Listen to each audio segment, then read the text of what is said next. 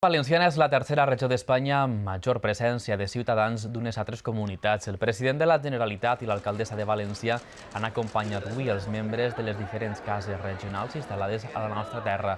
En total són més de 800.000 persones les que han nascut a la resta d'autonomies i han triat el nostre territori per a viure.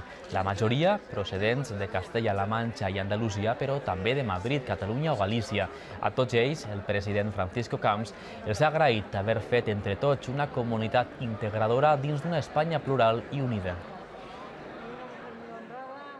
Todos formamos parte de un mismo proyecto común, porque todos hemos hecho grande la Comunidad Valenciana y porque en el fondo todos tenemos un pedacito de España en nuestro corazón, en nuestra propia sangre, en nuestra propia forma de entender la vida y en nuestra propia forma de sentirnos orgullosos, partícipes de algo tan hermoso como es ser valencianos en España, ser españoles en la Comunidad Valenciana.